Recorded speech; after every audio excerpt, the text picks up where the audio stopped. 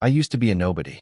Working a dead-end job as a cashier in a small grocery store, I barely made enough to cover rent and bills, let alone have a social life or save for anything meaningful. It was the kind of job where you're invisible to most customers and overworked by management. I hated it, but it was my reality for years. One day, after a particularly bad shift, I sat in my tiny apartment, scrolling through social media, feeling sorry for myself. Everyone I knew seemed to be doing so much better, traveling, building careers, living their dreams. Me? I was stuck. But then I came across a post that changed everything. It was a simple article on entrepreneurship. The post described how someone started a business with almost no money and turned it into a thriving company. I had no prior business experience or skills, but something about it hit me. If they could do it, why couldn't I? For the next few weeks, I spent every spare moment reading about business, self-development, and success stories. I read books, watched YouTube videos, and listened to podcasts. The more I learned, the more I realized that entrepreneurship wasn't about having a lot of money to start. It was about having an idea and the will to make it happen. But what could I offer? What product or service could I sell that was worth something? I didn't want to do something generic like drop shipping or selling on Amazon. I wanted to do something meaningful. I had a hobby that I was passionate about, photography. It had started as a creative outlet, but the more I dabbled, the more I realized I had a knack for it. I'd been taking pictures of landscapes, friends, and even the occasional pet for fun, but there was something I could do with it. My light bulb moment came when I realized that many small businesses and entrepreneurs didn't have high-quality photos of their products or services. They were trying to promote their brands with poor-quality pictures taken with smartphones or blurry stock images. I wasn't exactly sure how to make a business out of it, but I started by offering to take professional photos for friends who had small businesses. I was essentially doing it for free to build a portfolio. The feedback I got was amazing. People loved how much my photos elevated their brands, and I started getting referrals. It wasn't much at first, but it was a start. With my first few gigs under my belt, I decided to take a leap. I put together a basic website with the few $100s I had saved up, and I started marketing myself on social media. I posted examples of my work, reached out to local businesses, and sent cold emails offering my services. I had zero experience in marketing, and I was learning as I went. But one thing I knew for sure was that I had to hustle, and I had to stand out. It wasn't easy, and there were plenty of times I doubted myself. I remember one night in particular when I just finished editing a set of photos for a client. I looked at them and thought, is this good enough? Will anyone care? But I had already paid for a domain and a hosting plan, and I had already started advertising, so I couldn't back out now. I wasn't sure what I was doing at first, but I kept pushing forward. Slowly but surely, my business began to gain traction. Clients started to pay me for my work, and the word spread. I started making a little more money, and eventually, I could afford to buy a better camera. I reinvested every cent I made back into the business, better equipment, a professional editing software subscription, and more marketing efforts. By year 2, I had a steady stream of clients and was able to quit my day job. I'll never forget the day I handed in my resignation letter. It felt surreal. I had gone from being a cashier at a grocery store to running my own photography business. There were challenges along the way, technical issues, late-night editing, and times when I wasn't sure I could pay the bills, but the feeling of owning my own business was worth every bit of the struggle. The next step was scaling. I could only do so much on my own. I started hiring freelance photographers and editors to help with the workload. It wasn't long before I was able to open a small studio space. It felt like the business was growing exponentially. My client list expanded to include local brands, influencers, and even a few celebrities. I had finally reached the point where I could hire full-time employees and delegate the day-to-day tasks, which allowed me to focus on expanding the brand further. It wasn't just about taking great photos anymore. I realized that building a strong brand was about creating an experience. My business wasn't just about offering services, it was about offering a unique value proposition. I focused on customer relationships, building trust, and exceeding expectations. I learned that good marketing wasn't just about selling a product or service, it was about making people feel something. That's when my business truly took off. The most important lesson I've learned along the way is that the road to success isn't linear. It's full of mistakes, setbacks, and failures. But what makes the difference is whether you keep going, whether you're willing to learn, adapt, and grow from those failures. There were times I thought I would fail, that maybe I wasn't cut out for it. But I pushed through, and it paid off. Now, 5 years later, my business is thriving. I have a team of 15 full-time employees, a state-of-the-art studio, and a client list that includes some of the biggest brands in the world. But I'm not done yet. Every day, I think about how I can improve, how I can push myself and my business to new heights. So, to anyone reading this who's stuck in a dead-end job, or who feels like they don't have what it takes to start a business, if I can do it, so can you. The road isn't easy, and there will be days when you want to quit. But trust me when I say, the feeling of building something from the ground up and watching it grow is worth all the sleepless nights and self-doubt. Keep pushing, keep learning, and don't give up. The world is full of opportunities. You just have to take the first step. If you enjoyed the video, don't forget to leave a like and subscribe to the channel. It helps the content grow and motivates me to create even more great videos. Turn on notifications so you don't miss any new uploads. By the way, I'm curious, when do you usually watch my videos? While working, studying, or just relaxing at home? Let me know in the comments. I'd love to hear from you. Thank you for your support. I was always the kind of person who played it safe. I followed the rules, worked hard at school, landed a good job, and climbed the corporate ladder. My life was predictable. Wake up at 6 a.m., head to the office by 8, work until 6 p.m., and repeat. I thought I had everything figured out. But in 2017, at 29 years old, I hit a wall. I was sitting at my desk, staring at the same spreadsheets I had been working on for weeks, and I realized something. I was miserable. I had spent over 6 years at the same job, helping a company grow while my own life seemed to be stagnating. Every morning felt like I was running on autopilot. The idea of spending the next 30 years of my life doing the same thing, climbing the corporate ladder one boring rung at a time, filled me with dread. I wanted more, but I had no idea what that more was.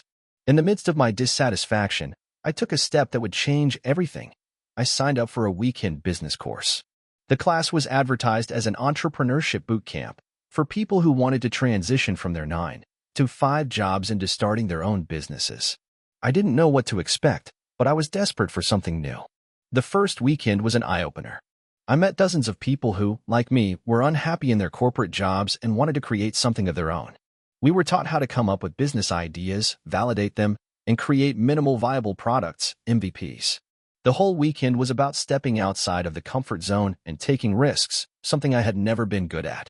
The idea of starting my own business seemed so far-fetched, yet so exciting. When I returned home, I couldn't stop thinking about the course. I found myself Googling business ideas, reading books, and watching YouTube videos about entrepreneurship. I even started talking to some of my friends who had gone down the path of starting their own companies. They told me their stories, the long nights, the setbacks, the sacrifices, but also the fulfillment of building something from the ground up. It was inspiring, but also terrifying. I knew I had to make a decision. Should I stick with my stable job, where the salary and benefits were good but the happiness was non-existent? Or should I take the leap and start my own business, knowing that I might fail and end up with nothing? After several months of internal debate, I decided to take the plunge. But I wasn't ready to quit my job just yet. Instead, I began to work on a side hustle, a small business I could build while still employed. I wanted to test the waters before diving headfirst into the unknown. My idea came from a personal pain point. As a city dweller with a busy life, I hated how much time I wasted shopping for groceries. I found myself constantly running to the store after work, only to forget essential items, and end up wasting hours every week just to keep my kitchen stocked. One day, while complaining to a friend about this, she jokingly suggested, "Why don't you start a grocery delivery service?" It sounded ridiculous at first. There were already grocery delivery services in the city. How could I possibly compete with big companies like Instacart and Amazon Fresh? But the more I thought about it, the more I realized that there was an untapped market. Busy professionals like me who needed groceries but didn't have time for the hassle.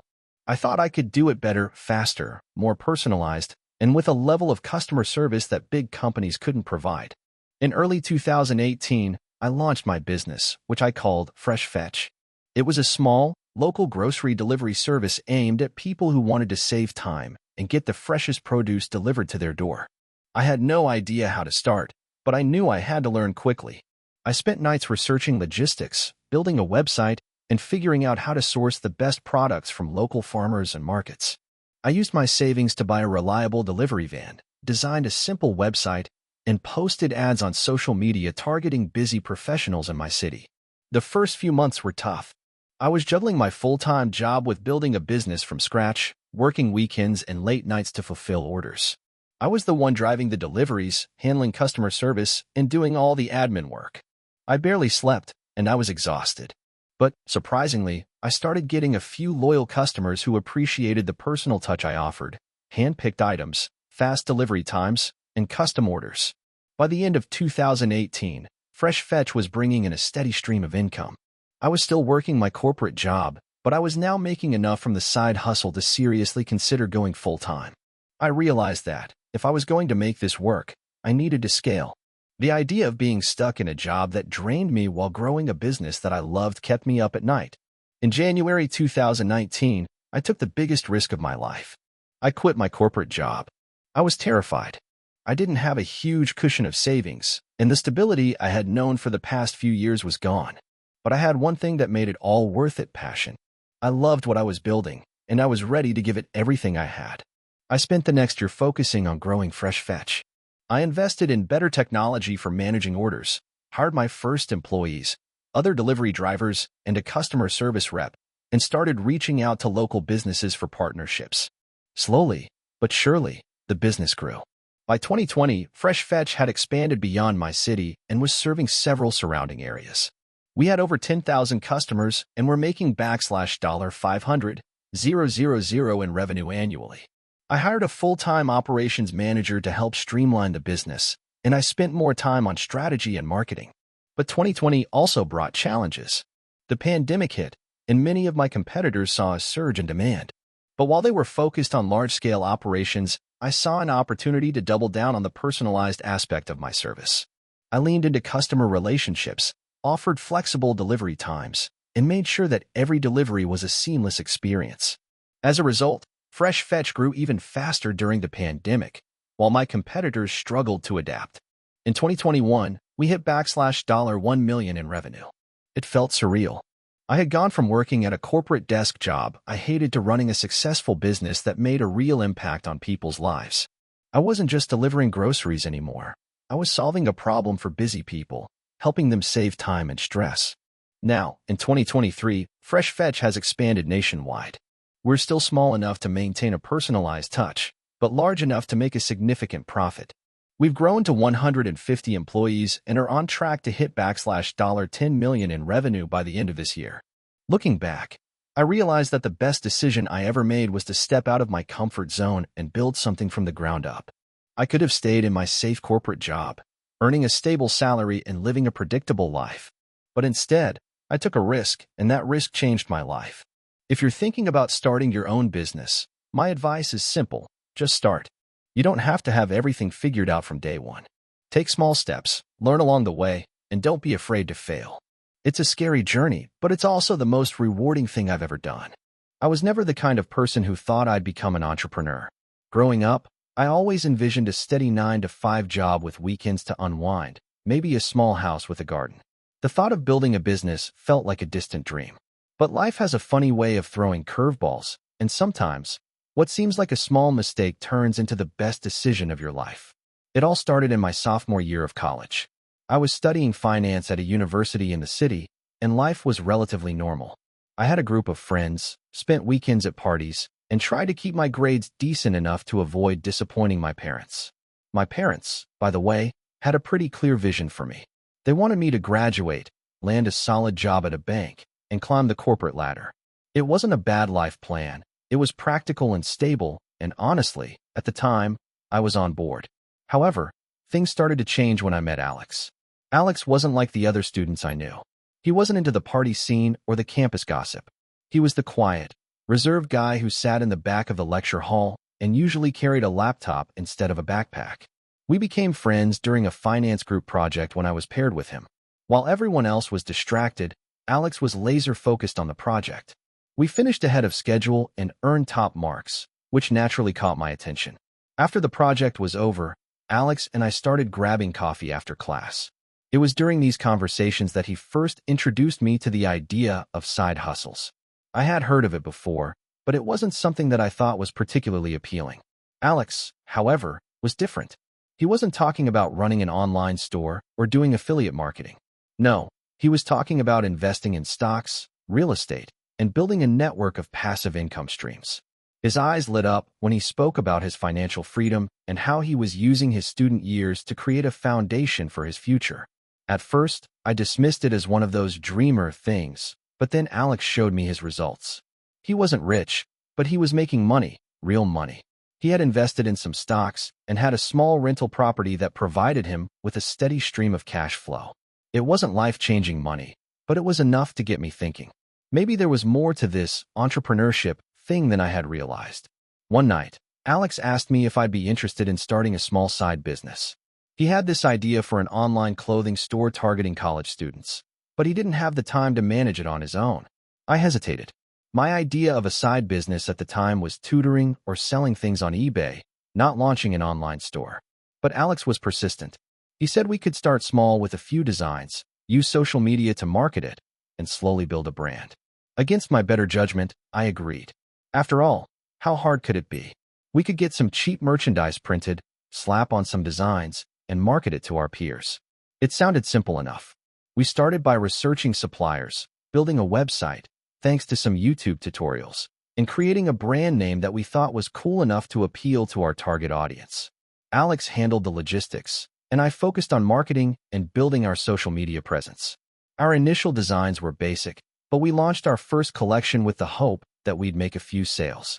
I remember the first time someone actually bought a shirt. It felt like magic. We hadn't really put in any heavy marketing, but somehow, we got a few sales. It wasn't a lot, but it was enough to make us both excited. We reinvested the small profit into new designs and better marketing strategies. Slowly but surely, the sales started to trickle in. We weren't making a fortune, but we were doing better than expected. The turning point came when we decided to take a bigger leap and start an influencer marketing campaign. We reached out to a few small Instagram influencers who had a decent following among college students. The idea was simple: send them a free t-shirt and ask them to promote it on their account. It was a gamble. We didn't have a huge budget, and if it didn't work, we could lose the little money we had made. But we decided to give it a shot. The results were nothing short of astonishing. One of the influencers we reached out to had a post go viral. Within a few hours, our website was flooded with orders. It was chaos, but in the best way possible. We weren't prepared for the influx of orders, and I remember sitting there, staring at our Shopify dashboard, in disbelief. We had made more sales in one day than we had in the past month. It was a wake-up call. This was real. This could actually work. The next few months were a blur. We scrambled to fulfill orders, keep up with customer service, and, most importantly, scale the business. We added more products, improved our website, and expanded our marketing efforts. Eventually, we even started making a profit. Not a huge one, but enough that I could start to imagine a future beyond the corporate grind I had been planning on. More importantly, it was fun. I found myself thinking about the business all the time, at school, during class, even late into the night. By the end of my senior year, our side business had become a full-fledged operation. We were no longer just a couple of college kids selling t-shirts. We had a brand, a customer base, and even a small team of part-time employees helping us with orders and logistics. Alex and I made the decision to go full-time with the business after graduation. It was terrifying and exhilarating at the same time. Looking back, it's hard to pinpoint the exact moment when everything changed. It wasn't the first sale or the viral influencer post. It was the moment when I realized that I had the power to build something from scratch. The risk was always there, but the rewards were worth it. The lessons I learned from starting that small business shaped my entrepreneurial journey, and I wouldn't trade it for anything. Today, I run a successful online brand that has expanded into multiple product categories. We've hired a team, and while there are still challenges, I wouldn't change a thing. It all started with a conversation with a friend who was willing to show me a different way of thinking. Now, I get to wake up every day and work on something I built. It's not always easy, but it's the best decision I ever made. For anyone who's thinking about starting their own business, my advice is simple: take that first step. It doesn't matter if you have everything figured out or if you're scared of failing. The first step is all it takes to turn a small idea into something bigger than you ever imagined. And most importantly, don't be afraid to take risks. You never know where they might lead. I never imagined that I would end up where I am today.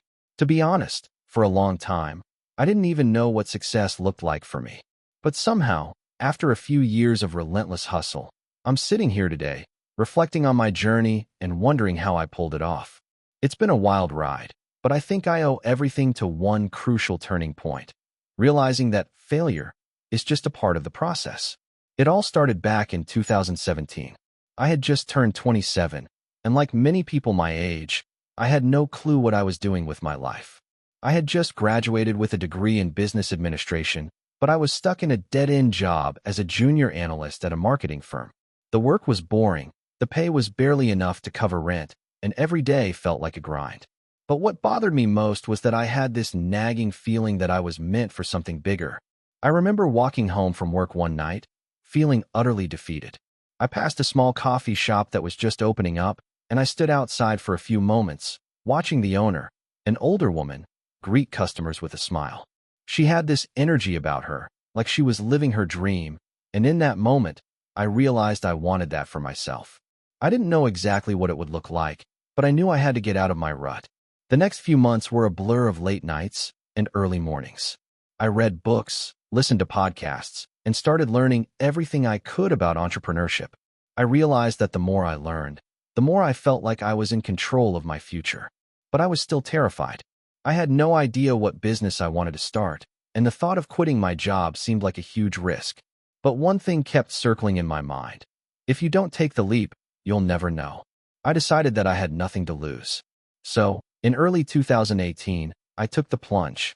I quit my job, moved back in with my parents to save money, and started brainstorming business ideas. I didn't have a concrete plan, but I knew I had a passion for food and health, so I decided to start an organic meal delivery service. It seemed like a safe bet since the health food market was booming. I thought I'd be able to just set up a website, post on social media, and watch the customers come rolling in. How wrong I was. The first few months were a complete disaster. I spent all my savings on branding, website development, and hiring a small team. But the orders? Barely any. I wasn't getting any traction, and the few customers who did try my meals weren't coming back. The feedback was harsh. People said the meals were bland, overpriced, and didn't stand out compared to other options. I felt crushed. I thought about quitting more times than I could count, but there was something deep down inside of me that refused to give up. I couldn't go back to my corporate job. I had committed to this new path, and there was no turning back. That's when I realized that the problem wasn't the product itself, it was how I was presenting it. The meals were healthy, but I had failed to capture the attention of my target audience. I hadn't made the right connections, and I wasn't positioning my business as something people could get excited about. So, I went back to the drawing board. I spent the next few months revamping the entire business. I got feedback from customers who hadn't returned, hired a food consultant to help improve the taste and presentation, and revamped the branding. I also learned more about social media marketing and started running Instagram ads, offering discounts to first-time customers. Slowly but surely, things began to change. But even then, it wasn't smooth sailing. I still had to deal with setbacks, suppliers who would be late, customers who'd cancel last minute, and employees who didn't take the job seriously. I remember one day, the kitchen was a disaster, the delivery driver had forgotten a major order, and I got a complaint from a customer about the food quality. I wanted to quit, but I didn't. I took a deep breath and just kept going. By mid-2019, we had our first month of consistent profits. It wasn't a lot, just enough to cover costs and pay myself a small salary, but it was a huge milestone. I kept pushing, tweaking the business, and refining the marketing strategies. By the end of 2019, I had a loyal customer base and was even able to hire a few more employees to help with the workload. The business was finally starting to pick up steam. Then, in early 2020, the pandemic hit. It was the kind of event that could have destroyed everything I had worked for. But somehow, I managed to pivot quickly. With people stuck at home and hesitant to go out, demand for delivery services skyrocketed.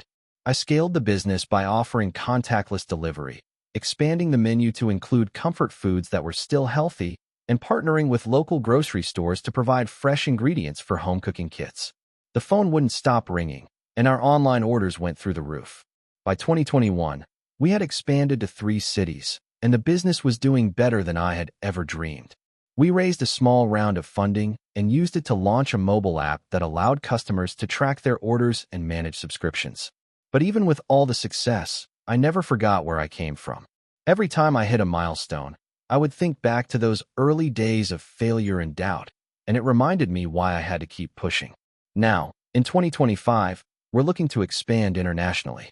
It's crazy to think about how far we've come from those early days of failure. I'm still learning, still making mistakes, but I'm no longer afraid to fail.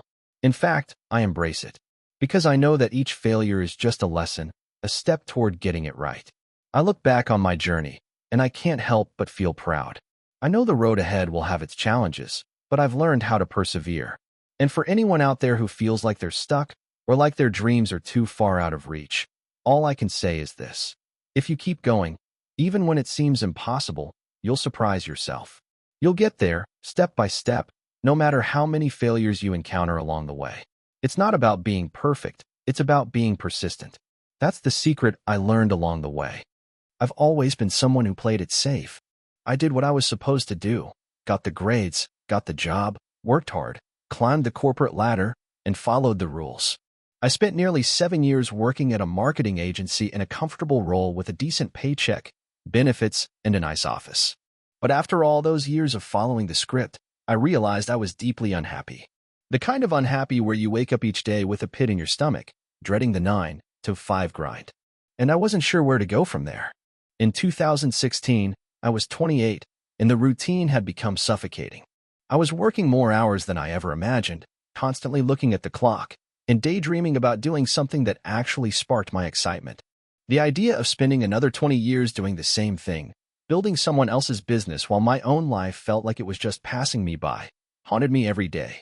I started asking myself, what do I actually want to do with my life? The question felt huge and impossible. But one thought kept coming to mind. I had always been obsessed with food. Growing up, my mom was an amazing cook, and my dad was a huge foodie. Family gatherings were centered around great meals, and I was the one in the kitchen, experimenting, learning recipes, and even coming up with new ideas. It was something I loved, but I never really thought of it as more than a hobby. One night, after yet another draining day at work, I sat down with a glass of wine and Googled how to start a food business. I can't even describe what happened in that moment. It was like a spark went off in my head. The idea of creating a food-related business started to feel more real and less scary. What if I could build something that combined my passion for food with my professional background in marketing? I could help people discover new food experiences, introduce healthy, fresh options to the market, and create a brand that people could trust. I knew it was a risk, but I was also desperate for something to change. I've been playing it safe for too long. So, I did what anyone would do in my shoes. I jumped in headfirst. In early 2017, I decided to take the plunge. I quit my job, fully aware that I was giving up a steady paycheck, benefits, and a path that I had spent years building. My heart was pounding in my chest as I handed in my resignation. It was both liberating and terrifying. I had no backup plan, no investors, no solid business idea, just a vague desire to create something in the food space. I started by doing what I knew best, marketing. I wanted to create a food delivery service that emphasized high-quality, locally sourced ingredients with a focus on sustainability. There was already a lot of competition in the space, but I knew I could stand out by emphasizing transparency and quality in everything I offered. People wanted fresh, organic ingredients, and they wanted to know where their food came from. The first step was research. I spent hours studying the food delivery landscape, learning about what worked and what didn't. I also started networking with local farmers, chefs, and suppliers. I wanted to make sure that my service would be different from the rest. After a few months, I decided to call it Harvest Box because it sounded fresh, natural, and aligned with the vision I had in mind. The goal was to curate a box of seasonal produce, healthy snacks, and meal kits that were tailored to people who wanted to eat well but didn't have the time or knowledge to source ingredients on their own. Building the website and branding the business was an exhausting process. I didn't have a big budget, so I used a freelance designer and relied heavily on DIY solutions. By the summer of 2017, I finally launched the website, complete with a subscription model for weekly deliveries. My initial target market was busy professionals, young families, and health-conscious individuals. I worked tirelessly on social media marketing, paid ads, and partnerships with local influencers to get the word out. But things didn't take off the way I expected. I thought the market would instantly respond to my offerings, but it was slow. Very slow. I barely got any orders, and the little revenue I did generate didn't cover the cost of delivery or the ingredients. I was burning through my savings, stressing every day about the future of the business. During that time, I realized that I needed to reevaluate my approach. I wasn't reaching enough of my target audience, and I wasn't offering enough value to justify the high price tag of my boxes. After much thought, I decided to shift the business model. I pivoted from a subscription service to a pay-per-order system where customers could customize their boxes and choose the frequency of delivery. I also added more variety in terms of meal options, such as vegan, keto, and gluten-free meals. This change made all the difference. Orders started picking up, but not quickly enough. It wasn't until late 2018, when I introduced a build-your-own-box feature on the website, that things truly took off. People loved the idea of being able to select their items, track their deliveries, and choose how often they wanted a box. I also made sure to highlight our partnerships with local farmers and small businesses, giving customers a sense of connection with where their food came from. In 2019, I hired my first full-time employee to help with customer service and the growing number of orders. It was a huge step for me, as I was nervous about taking on a salary when the business was still so young. But I knew that in order to scale, I needed help. By 2020, Harvest Box was thriving. We were bringing in revenue that exceeded what I had made in my corporate job, and I was able to hire a small team. We had expanded to multiple cities and started offering subscription options again. But with a twist, customers could cancel or pause their subscriptions at any time, which gave them more flexibility and control. The pandemic was a catalyst for growth, as people were spending more time at home and looking for ways to eat healthier without going out to grocery stores. In 2021, we expanded into prepared meal delivery. I brought in a professional chef to develop gourmet, health-conscious meals that could be delivered to our customers ready to eat. It was a gamble, but it paid off. We started getting repeat customers who loved the convenience of high-quality, restaurant-quality meals delivered to their doorstep. Now, in 2023, Harvest Box is a multi-million-dollar company. We operate in 5 cities and deliver to over 50,000 households each month. We've been featured in major food magazines, and our customer base continues to grow.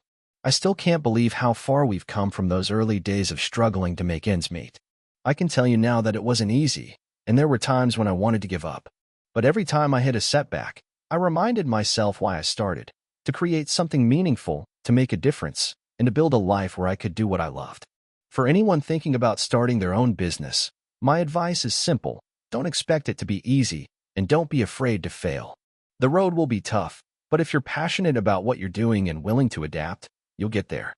I grew up in a small town where everyone knew everyone, and the idea of becoming an entrepreneur seemed like something that only happened in big cities. The few business owners in town were local farmers, shopkeepers, and mechanics who had inherited their businesses or had been running them for decades. I never thought I'd be one of them. In fact, I didn't even know what a startup was until I was well into high school. My story really begins when I turned 16. At that age, I was like most teenagers, trying to figure out who I was and what I wanted to do. Unlike my classmates, who seemed to know they were going to be doctors, lawyers, or teachers, I had no clue.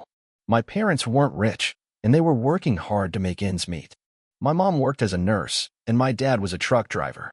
They didn't have time to sit down and teach me about investing or running a business. They just wanted me to get a stable job and not make the same mistakes they made when they were young. But I had a different idea. I was constantly searching for ways to make money. I tried selling candy in middle school and cutting lawns, but it wasn't enough. I remember reading a book one day, a biography about a successful entrepreneur who started a tech company in Silicon Valley. It was the first time I had heard of a company that began with nothing more than an idea and hard work. The concept fascinated me. I wanted to build something of my own, something that could not only change my life but also the lives of others. So, I started researching everything I could find on how to build a business. My parents didn't understand it. To them, I was just a teenager who had dreams that were too big for his own good. They wanted me to focus on school and get a job after I graduated. But I couldn't shake the feeling that I was meant for something else. I started thinking about what I could do. It couldn't be something typical. It had to be unique, something I could do without a ton of capital. That's when I stumbled upon the world of e-commerce. I spent weeks learning everything about selling online. The more I learned, the more excited I became. I started small, really small. I bought a few products in bulk from wholesalers and tried selling them on eBay. The first few months were a struggle. I didn't know anything about marketing or how to get people to actually buy the products I was selling. I was frustrated, but I didn't give up. Instead, I tried to learn from every mistake I made. One day, I got a sale. It was a small sale, but it felt like a huge win. It was proof that what I was doing could work. From there, things started to pick up. I learned more about how to optimize my listings, how to use social media to drive traffic, and how to engage with customers. Slowly but surely, my little side hustle grew. I made enough money to pay for some of my personal expenses and put a little aside for my future. By the time I turned 18, I had built a solid e-commerce business. I wasn't making a fortune, but I was making enough to feel like I had control over my life. I was paying my own bills, saving money, and had learned more about business than I ever thought possible. The thrill of seeing a sale notification pop up on my phone, knowing I'd made money while I was asleep, was something I never got tired of. The real turning point came when I decided to scale my business. I had learned a lot, but I knew I needed more to take it to the next level. I started looking for ways to improve my product offerings, diversify my business, and invest in advertising. That's when I hit my first big roadblock. I had a product that was selling really well, but the supplier I was using suddenly raised their prices by 40%. I couldn't afford to keep selling it at the same price without losing money. I was devastated. This could have been the end of my business right there. But instead of quitting, I started looking for other suppliers. It took a lot of time, but I eventually found one that could offer a similar product at a much better price. It was a risky move, but I pulled the trigger, switched suppliers, and relisted the product. The sales picked up again, and the profit margins were even better. From that point on, I was more careful with every aspect of my business. I paid attention to my expenses, optimized my product listings, and kept experimenting with different marketing strategies. Eventually, I was able to create a brand for myself.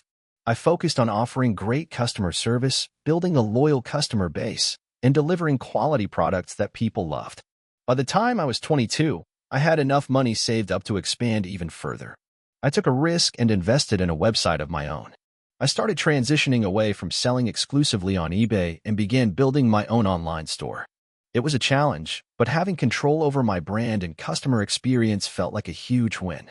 I could finally design my store the way I wanted, create promotions, and build a more personal connection with my customers.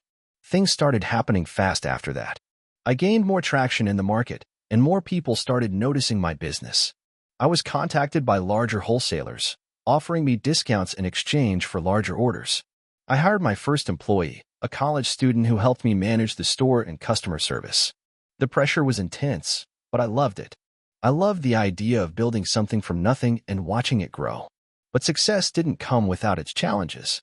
I had to deal with supply chain issues, shipping delays, and even some customers who were unhappy with their purchases. There were moments when I wondered if it was all worth it. But every time I hit a setback, I remembered why I started, to create something for myself and build a life that wasn't dictated by someone else's rules. Now, at 25, my e-commerce business is doing better than I ever imagined. I'm not a millionaire yet, but I've made enough money to support myself and hire a small team. I still have so much to learn, but I'm proud of how far I've come.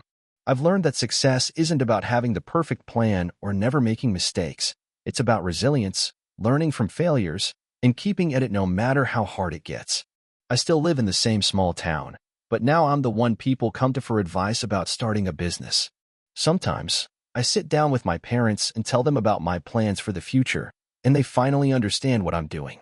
They're proud of me, not because I followed the typical path, but because I took a risk and made something of myself.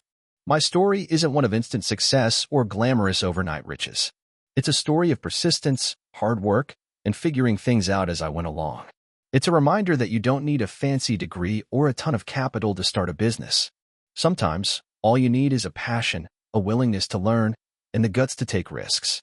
I was 26 when I first decided to take the leap into entrepreneurship. It wasn't that I had this burning desire to be my own boss or wanted to live the glamorous Silicon Valley startup life. In fact, I had no idea what I was doing. I just knew that the 9-to-5 grind wasn't cutting it for me anymore. I had been working as a junior marketing associate at a mid-sized firm for a couple of years. The work was fine. It paid the bills, gave me the opportunity to learn about the industry and provided a clear path for promotion. But something was missing. I'd be sitting in meetings, nodding along to things that I didn't care about, while all I could think about was how much more I could be achieving if I had the freedom to make my own decisions. It was then that I started dabbling in side projects. At first, it was small stuff. I would help local businesses with their websites or assist some friends with creating marketing strategies for their startup ideas. It was all fun, and honestly, it felt like the only thing I could really get excited about. But deep down, I knew it was just a distraction from my deeper desire to make something of my own. One evening, after another uninspiring day at the office, I was sitting in my tiny apartment in a crowded city. I had just spent the last hour scrolling through Reddit and came across a post about a guy who had turned his passion for woodworking into a profitable online business. The idea hit me like a ton of bricks. Why am I wasting my time working for someone else when I could be doing something I'm passionate about? I had no experience in e-commerce, no savings, and no big business connections, but I did have one thing: a stubborn belief that I could make it work. The next day, I started researching. I scoured the internet for hours, reading everything I could find about how to build a website, how to market products, and how to turn a simple idea into a thriving business. I didn't know it at the time, but that's where I made my first mistake. I spent weeks learning everything I could, but I never actually took any action. I convinced myself that I had to know everything before launching my first product. So, I bought expensive courses, read endless blog posts, and wasted time trying to get everything perfect. Meanwhile, I was still working full-time, sitting in meetings about projects I wasn't passionate about. The frustration began to build. The more time I spent procrastinating, the more I realized I was simply stalling. And that's when I had a breakthrough. I didn't need to know everything. I didn't need to wait for the perfect moment. I just needed to start. I looked at the skills I had: marketing experience, a good understanding of social media, and a creative mindset. I didn't need to invent something new. I just needed to find a product that people wanted and could sell it in a way that felt authentic. That's when I found my first product: custom-printed t-shirts. The idea seemed simple enough, but I quickly realized there was a massive market for unique designs and niche slogans. Plus, the profit margins were decent, and the production costs were relatively low. I went for it. I spent the next 2 weeks building a basic website using a platform I found online and set up my first social media accounts. I had no idea how to build a brand or create a marketing strategy, so I relied on what I knew best: posting consistently and engaging with people. My posts were simple, my designs were minimal, and my messaging was straightforward. But it worked. Slowly, customers started trickling in. At first, it was just family and friends, but then, to my surprise, strangers started buying my shirts. The first sale I made was one of the most exciting moments of my life. It was like a tiny validation that all my hard work, research, and sleepless nights were paying off. I quickly reinvested the profits into better designs and paid ads. But it wasn't all smooth sailing. After about 6 months of grinding, I started running into some serious issues. My website's design was clunky, customer service was a nightmare, and shipping times were taking far too long. My margins were slim because I hadn't anticipated hidden costs, and I was starting to burn out from the constant hustle. I remember one particularly rough day where I had 2 angry customers emailing me about delayed shipments, and I didn't even have enough money in the bank to cover my rent. It felt like everything was falling apart. I reached out to some people in the e-commerce community, joined online forums, and asked for advice.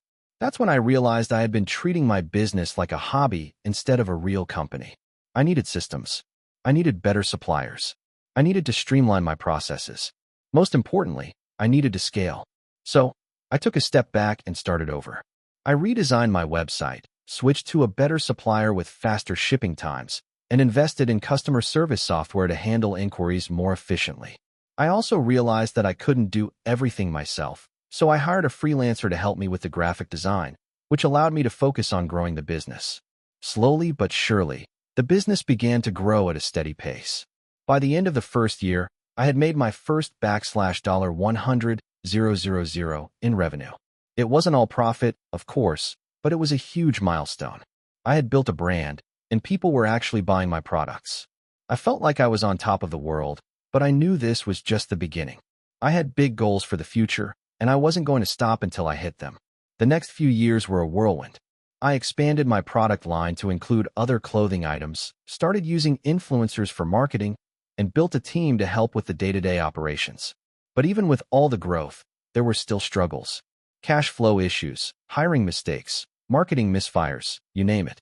But every time I hit a roadblock, I would pivot, learn, and come out stronger. Fast forward to today, and my business is doing well into the seven-figure range. I've made mistakes, lost money, and even thought about quitting a few times. But every step has been a learning experience, and every challenge has taught me something valuable. If there's one piece of advice I would give to anyone thinking about starting their own business, it's this: just start. Don't wait for the perfect plan or the perfect moment. The journey will never be perfect, but it will be worth it. And you'll learn far more from the mistakes than you will from playing it safe. I didn't have a fancy degree, a huge network, or a pile of cash to throw at my business. What I did have was determination, a willingness to learn, and a refusal to give up. And in the end, that's what made all the difference. I'll never forget the day I decided to start my own business. I had been working in corporate marketing for 5 years, stuck in the daily grind of client meetings, reports, and endless hours in front of a computer. To most people, it looked like I had it all figured out: a good job, a decent salary, and a steady career path. But inside, I was suffocating. I had this nagging feeling that I was meant for something bigger, something of my own. It wasn't a sudden decision.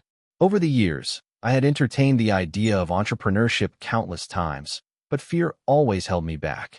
I'd tell myself that the risk wasn't worth it or that I wasn't ready. But as time passed, the thought of never trying started to feel worse than the idea of failing. I realized I had nothing to lose but everything to gain, so I made the leap. I left my corporate job in a somewhat dramatic fashion. I didn't give a traditional 2-week notice. I simply walked into my boss's office and handed in my resignation. She was surprised, but I could see a hint of admiration in her eyes. For all the time I had spent in that office, she had always known I was capable of more than just sitting in meetings and doing spreadsheets. The next few weeks were a whirlwind of excitement and terror. I spent almost all of my savings to rent a tiny office space, a small corner of a building that barely had enough room for a desk and a chair. I didn't have a solid plan, but I knew I wanted to build something that would help small businesses grow their online presence.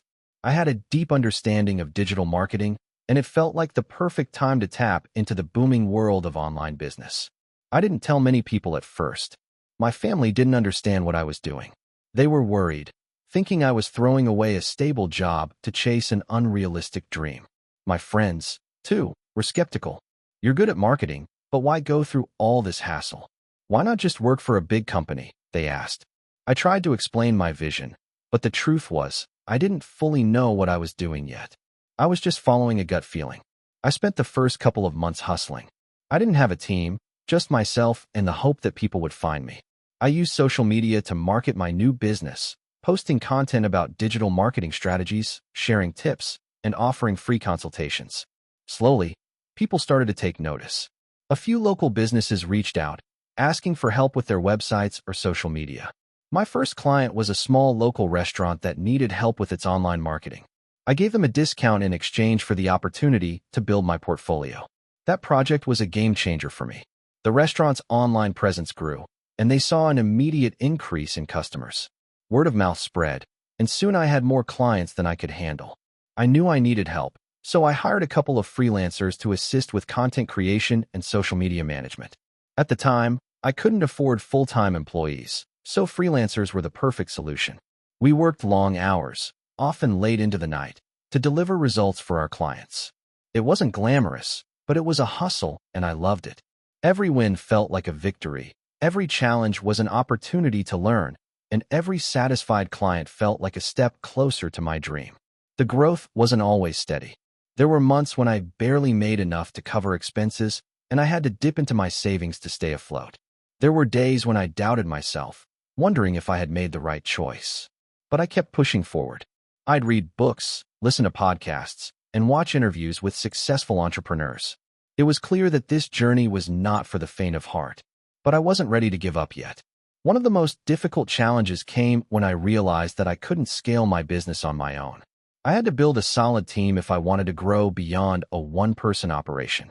That meant letting go of the freelancers who had helped me get started and hiring full-time employees. I'll never forget the first time I had to fire someone. It wasn't because they weren't doing their job well. In fact, they were great at what they did. But as the business grew, I realized their skill set no longer aligned with where the company was heading. It was painful, but I knew it was necessary for the business to thrive. As time went on, my company began to attract bigger clients. We started working with mid-sized businesses and even a few well-known brands. We helped them build digital strategies, improve their websites, and expand their reach on social media. It felt surreal at times, like I was living in someone else's success story. But the reality was that every achievement came with its own set of challenges. We had to constantly adapt, learn new tools, and stay ahead of trends in the ever-evolving digital landscape. The hardest part, however, was managing people. Leading a team wasn't something I had anticipated would be so difficult. There were times when I felt like I was balancing so many different things, handling client demands, keeping the team motivated, managing finances, that I felt like I couldn't do any of them well. I had to learn how to delegate, trust my team, and, most importantly, communicate effectively. There were a lot of sleepless nights where I would lie awake, thinking about everything I needed to fix. But the one thing I learned over time was that there would never be a perfect moment. I had to keep moving forward, even if it was messy. Eventually, I took a step back and realized how far we had come. The business was profitable, my team was strong, and we were working with clients I had once only dreamed of. I no longer had to struggle with every decision. The systems I had put in place were working, and I was able to focus on strategic growth. Looking back, I realized that the challenges, the failures, the doubts, and the hard lessons were what made the success even sweeter. Now, when I meet other aspiring entrepreneurs, I share my story not to boast about how successful we've become, but to remind them that the road is never easy. Entrepreneurship is not a quick path to riches. It's a long and often lonely journey. But if you have a vision, a plan, and the grit to keep going when things get tough, you can build something great. I'm proud of what I've created, but I know the journey is far from over. The one thing I wish I had known back then was that failure isn't something to be afraid of. Every misstep, every client who didn't work out, every challenge I faced along the way taught me something valuable. In the end, that's what entrepreneurship is all about: learning, adapting, and growing. Hey, friends, if you enjoy this content, don't forget to like the video and share your thoughts in the comments. We really want to know what you like and what can be improved. What do you think of the video? Are there any topics you'd like to see in future videos? Your feedback really helps us get better. Thanks for being with us. I never thought I'd be the kind of person to start a business. I always followed the traditional path: good grades, a steady job, and a predictable career. My parents, especially my mom, always emphasized how important it was to be stable and not take risks. They worked hard their whole lives to give me opportunities, and I wanted to make them proud by playing it safe. But by the time I was 28, I had hit a wall. I worked in digital marketing at a well-established firm. On paper, everything seemed perfect. I had a decent salary, great benefits, and an office with a view. I even had my own parking spot. Yet, I was miserable. I was going through the motions, feeling completely uninspired and burnt out. Every Sunday night, the thought of going back to work felt like a weight on my chest. I'd lie awake, scrolling through Instagram, looking at entrepreneurs and creators who were building their own businesses and living the life I dreamed of. I wanted more, but I didn't know how to make that transition. In 2018, I decided to take a leap of faith. I didn't know what my next step would be, but I knew something had to change. I spent months thinking, reading, and brainstorming. I knew I wanted to create something that could help people, but I didn't want to just chase the next hot business idea. I needed to focus on something that mattered to me. After a lot of soul-searching, I realized what I had always been passionate about: food. Growing up, my family didn't have a lot of money, but food was always the centerpiece of every gathering. My mom, though not a trained chef, had an incredible knack for creating meals that made everyone feel at home. I always loved food, cooking it, learning about it, and sharing it with others.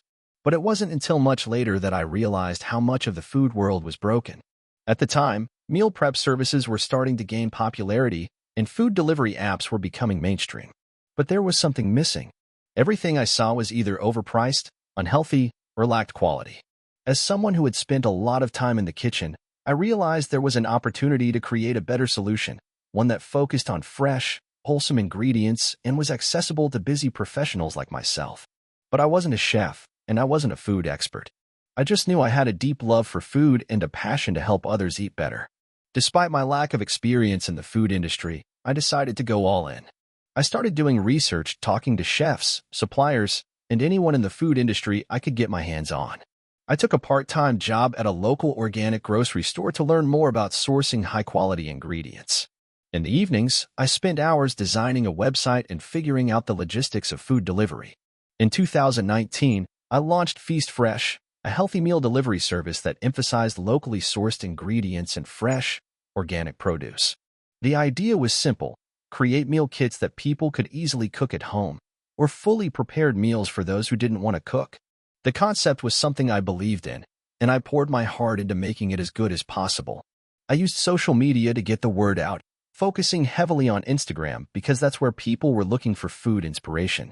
I spent hours taking photos of the meals, writing out recipes, and engaging with potential customers. At first, the orders were slow. I would get a few here and there, but nothing substantial. It was tough. I remember feeling like I had made a huge mistake, but I couldn't quit. I was too invested now. By the end of 2019, I decided to take the plunge.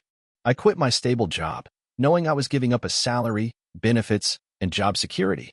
I was terrified, but the thought of never trying haunted me even more. The next 6 months were the hardest of my life. I had to learn everything on the fly, from packaging and distribution to managing customer service and handling finances. The business was running on fumes, and I was barely keeping it afloat. I was working 18-hour days, 7 days a week, but I refused to give up. I kept telling myself that if I kept going, it would eventually pay off. In March 2020, the pandemic hit. The world was thrown into chaos, and many businesses were shutting down. The meal delivery space exploded, and I was in a unique position to capitalize on the demand for convenient, healthy food. At first, it seemed like a blessing, but I quickly learned that scaling during a crisis was not easy. I was having trouble keeping up with the demand. Our kitchen was small, and I didn't have enough staff to handle the surge in orders. But this time, I was ready. I made the decision to expand. I rented a larger kitchen, hired additional staff, and started streamlining the production process. I also partnered with a local courier company to help with deliveries. Slowly but surely, the business began to grow. In 2021, Feast Fresh had its first 6-figure year in revenue. The business was no longer just a side hustle, it was a full-blown operation. I finally felt like I was getting the hang of things. We had a dedicated customer base, and the feedback I was getting was overwhelmingly positive. People loved the quality of the meals, the convenience, and the personal touch I put into every delivery. It wasn't just the customers who appreciated it. In the same year, I was approached by a venture capital firm interested in helping us scale. It was the kind of opportunity one had always dreamed of, but I was cautious. The last thing I wanted was to lose the company's soul. I had seen too many businesses get bought out and lose what made them special. After months of deliberation, I accepted a modest investment. The agreement was simple. The VC firm would help with operational costs and marketing, but I would remain in full control of the business. With their support, we expanded to more cities and improved our delivery systems, all while staying true to our mission of providing healthy, accessible food to busy professionals. In 2022, Feast Fresh was officially profitable. We had expanded to 15 cities and had over 100 employees. We were no longer just a meal kit service. We had become a full-fledged lifestyle brand focused on healthy living. It was surreal to look back at where I started, working out of my tiny apartment, barely scraping by, and realize how far we had come. The road to get here was not easy. There were so many sleepless nights, self-doubts, and financial struggles. But there were also moments of pure joy, like when a customer sent me a message thanking us for helping them live a healthier life, or when I realized I had created something that was actually making a difference in the world. If I've learned anything from this journey, it's that nothing worth having comes easy. The road to entrepreneurship is filled with uncertainty, but it's also filled with growth. I've learned more in the past few years than I did in the previous 28 years of my life. And for the first time, I feel like I'm doing what I was meant to do. If you're thinking of starting your own business, don't wait for the perfect moment. There's no such thing. Start with what you have and keep moving forward, no matter how difficult it gets. You never know where it could take you. I've always been the type to take risks, but this one felt different. It was my last chance, or so I thought. I grew up in a small town where dreams were often left at the doorsteps of practicality. My parents were solid, hardworking folks, but they never seemed to have much faith in things like business ventures or pursuing passion projects. Get a good job, stay steady, and make sure you have security, they always said. That was their idea of a successful life. But I was different. I couldn't shake the feeling that there was something more for me out there. By the time I was 20, I had already realized that I didn't want to follow the same predictable path that many around me had. So, I decided to take my shot. I wanted to build something for myself, something bigger than I had ever seen in my town. But first, I had to face my own fear of failure. I was fresh out of college, with no clear direction in mind, but I had a fire burning inside of me. I knew I didn't want to go down the corporate route, the same one my parents had always advocated for. The problem was, I didn't have any real business experience. Sure, I took a few courses here and there, and I had read all the books about entrepreneurship, but there was a massive gap between theory and practice. I had no idea how to turn ideas into reality. The first few years were rough. I bounced around, starting small businesses that failed just as quickly as they launched. I had ideas for an online clothing store, a custom sneaker brand, and even a subscription service for niche books. But none of them worked. They all fell apart under the weight of my inexperience. Each time, I told myself that I just needed to push harder, work longer hours, and maybe, just maybe, I'd get it right next time. But the truth was, I was getting burned out, financially drained, and emotionally exhausted. Then came the idea that finally stuck. I had always been obsessed with fitness, working out, eating right, and the whole health-conscious lifestyle. One evening, after a particularly grueling gym session, I was standing in front of the mirror, drenched in sweat, and thinking about how hard it was to find high-quality supplements that weren't filled with artificial ingredients or shady additives. Every supplement brand I looked at seemed to have one thing in common. They were either overpriced or full of cheap fillers that I didn't trust. The thought hit me like a ton of bricks. Why not create my own? It sounded crazy at first. I didn't have any expertise in manufacturing, nor did I know the first thing about sourcing high-quality ingredients. But this time, I was determined to make it work. I spent months researching every aspect of the supplement industry, reading everything I could about formulations, production, and quality control. I reached out to suppliers, manufacturers, and other entrepreneurs who had already navigated the field. Slowly, I began to understand the complexities involved in building a trustworthy brand. The next big hurdle was funding. As someone who had failed a few businesses already, I didn't have much money left in my savings. But I wasn't about to let that stop me. I started small. I used what little I had to create a website and started offering a single product, a protein powder made from clean, organic ingredients. The first batch wasn't perfect, but it was good enough. And when I launched it online, I was amazed by the response. People were genuinely interested. I didn't have a big marketing budget, so I turned to social media. I reached out to fitness influencers and offered them free samples in exchange for honest reviews. It wasn't a fast process, but it started to snowball. By the end of the first year, I had sold a few thousand units. It wasn't a fortune, but it was enough to keep the business afloat and prove that the idea had potential. More importantly, it validated everything I had been working toward. The feeling of seeing real customers enjoy something I created, something they valued, that was priceless. But success didn't come without its own set of challenges. As the business grew, so did the problems. One of the biggest challenges was scaling up. I was no longer a one-person show, and managing inventory, shipping, and customer service became overwhelming. I had to hire a team, which added another layer of complexity. But as soon as I took on employees, I realized that leadership was a whole different skill set. I had to learn how to manage people, set expectations, and keep morale high. I wasn't prepared for how difficult it could be to make sure everyone was aligned with the company's mission and values. At the same time, the competition was heating up. New supplement companies were popping up left and right, and they had much bigger marketing budgets than I did. I couldn't afford to spend thousands of dollars on ads, so I had to be strategic. I focused on building a strong community around my brand, on Instagram, YouTube, and even through email newsletters. The key was to connect with customers on a personal level. I shared my own fitness journey, the struggles, the triumphs, and everything in between. The more transparent I was, the more people responded. That's when it hit me. The business wasn't just about selling products. It was about creating a movement, a community of people who cared about living healthier, more intentional lives. I began to focus on creating content that educated people, shared stories of transformation, and offered practical advice. I wasn't just selling supplements anymore. I was offering a lifestyle. Fast forward to today, and my supplement brand has grown beyond my wildest dreams. We've expanded to include a full range of products, from pre-workout formulas to vitamins and even wellness teas. We've expanded globally, and our revenue has multiplied by 10 times what it was in the beginning. But more than the financial success, what drives me every day is the feedback from customers who tell me that my products have changed their lives. I've had emails from people who say they've lost weight, gained confidence, or simply felt better after using my products. That's the true reward. But despite all the growth and success, I still remember those early years, the sleepless nights, the failures, and the constant doubt. It was never easy, and there were plenty of times I wanted to quit.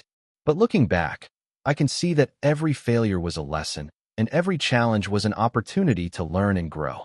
If there's one thing I've learned from this journey, it's that success isn't about being perfect, it's about persistence. So, if you're out there reading this and feeling stuck, or if you're thinking about starting something of your own, remember this: it won't be easy. You will fail. You will doubt yourself. But if you keep pushing forward, if you stay true to your vision, you will get there. Just don't give up when it gets hard, because it always does. And when you look back, you'll realize that the journey, not the destination, was the real prize. I'm living proof that with grit, perseverance, and a bit of luck, anything is possible. I've always been the type of person who was driven to succeed, but I wasn't always sure how I would get there. Growing up, I came from a working-class family in a small town where the only dream most people had was to make enough money to survive. I wasn't content with that, but I didn't know how to escape the mentality that surrounded me. It wasn't until my early 20s that I finally figured it out, and even then, the road was anything but smooth. After high school, I tried a couple of college courses, but I quickly realized that the traditional route wasn't for me. I hated the idea of being stuck in classrooms and, quite frankly, I couldn't see myself working a 9-to-5 job forever. I had big ideas, and I didn't think they'd fit into the typical job structure. I had always been entrepreneurial at heart.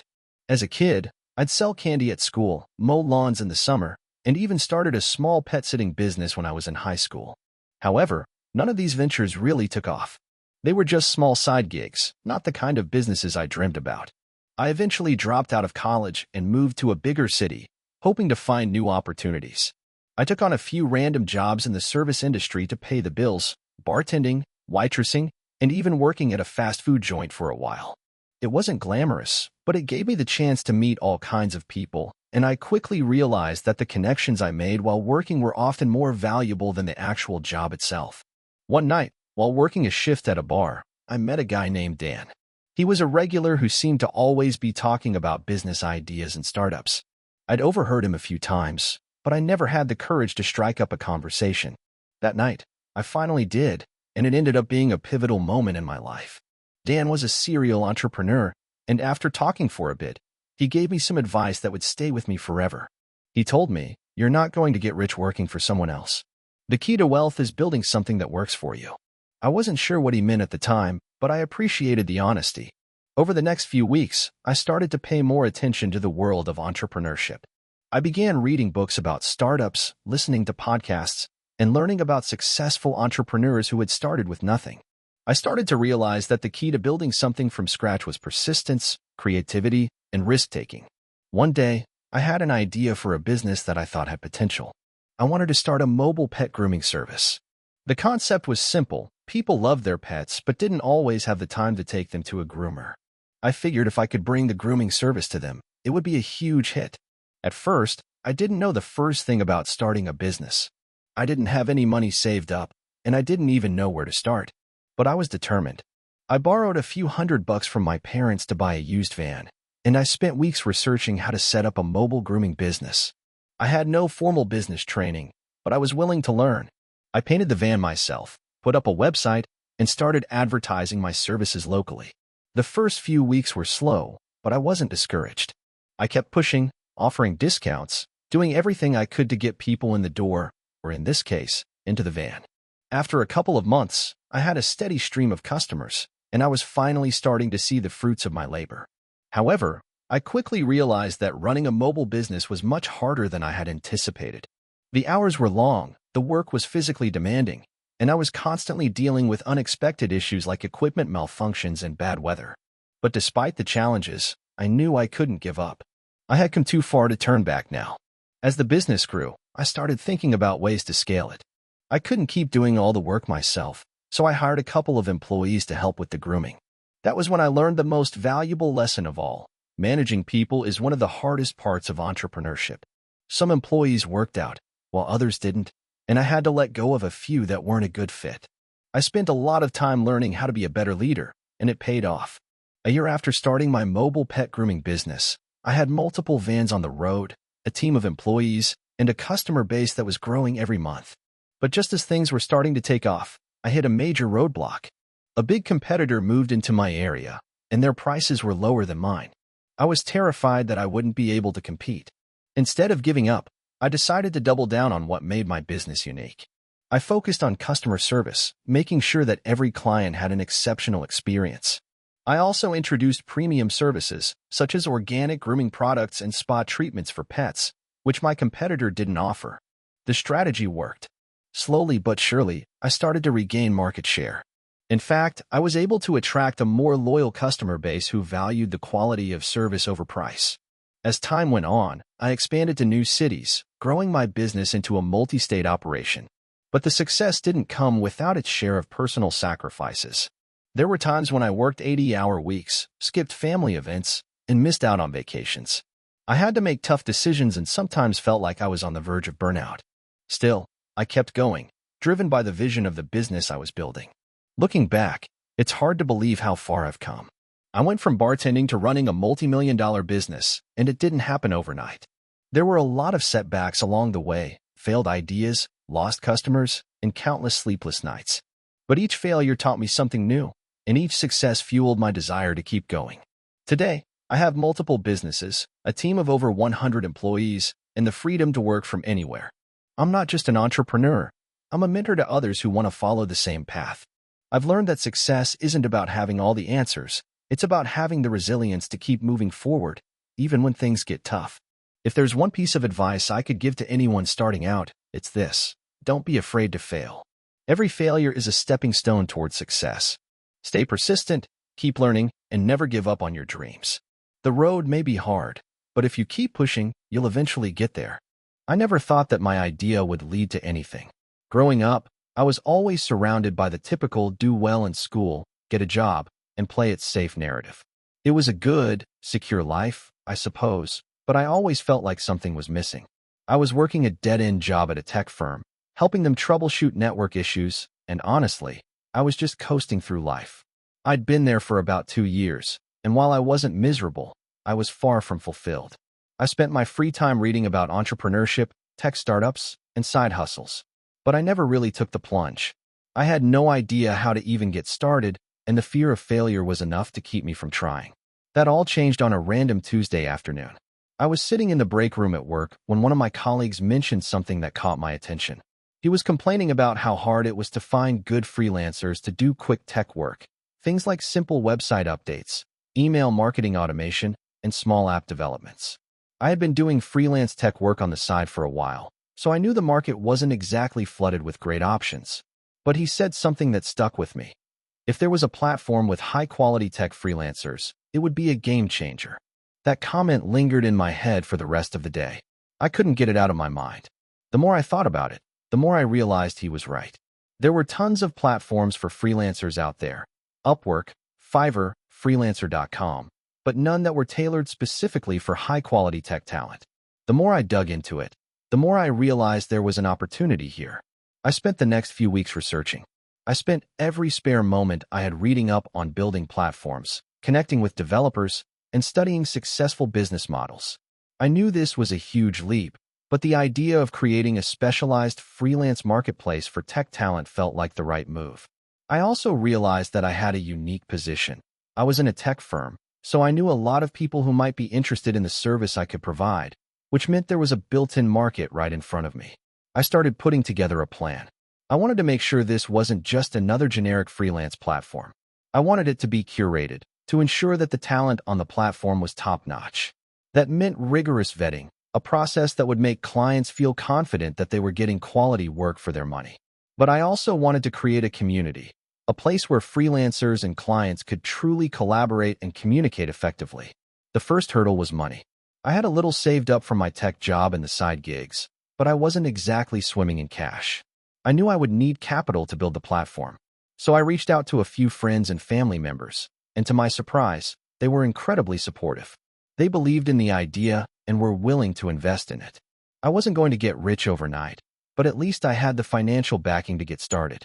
I hired a developer to help me build the platform, someone I trusted from a previous freelance gig, and we started working on the basic framework. The first few months were brutal. We were building everything from scratch, and it felt like we were taking one step forward and two steps back. But every time I felt like giving up, I reminded myself why I started. I wanted to create something meaningful, something that could change the way tech work was done. During that time, I was still working my full-time job, trying to juggle both. There were nights I stayed up late coding and working on the business plan, and weekends I spent on the phone with potential freelancers, trying to recruit them to my platform. I was exhausted, but the vision kept me going. Every small success was a victory, even if it was something as simple as getting someone to agree to be a part of the beta test. After about 6 months, the platform was ready for a soft launch.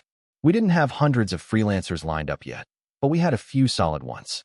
The idea was to start small, test the waters, and gradually expand. We reached out to small businesses first, knowing they would be more open to working with a new platform. Our first few clients came on board cautiously, but they quickly saw the value of having access to a curated pool of freelancers. To my surprise, word of mouth spread quickly. Clients were recommending the platform to other business owners, and freelancers were referring their peers. I started getting calls from tech companies asking to be a part of the platform, and more freelancers began to join. It was a slow but steady build. Fast forward a year, and my side hustle had turned into a full-fledged business. The platform was growing, and I was starting to see the fruits of all the hard work. But the success didn't come without its challenges. There were times when I felt overwhelmed, moments when I wondered if I was in over my head. Running a business required skills I didn't even know I needed. There were legal hurdles, taxes, and plenty of unexpected expenses. But with each challenge, I learned something new. One of the biggest lessons I learned was the importance of community. It wasn't just about building a platform. It was about creating an environment where freelancers felt valued and where clients knew they could find reliable, high-quality talent. The more I focused on building that community, the more the business flourished. I hired a small team of people who shared my vision, and we worked together to refine the platform. We added new features, improved the user experience, and streamlined the process for both clients and freelancers. A year and a half into the business, I finally felt like we had something special. Our platform was getting attention from larger companies, and I was able to quit my full-time job. I was no longer just a tech support guy. I was the CEO of a growing business. I knew the journey was far from over, but I couldn't help but feel a sense of pride. I had taken a chance, followed a hunch, and built something from the ground up. Looking back, I can't believe how far I've come. I had no experience running a business, no startup background, and no clear roadmap to success. But what I did have was a passion for solving a problem and a willingness to put in the work.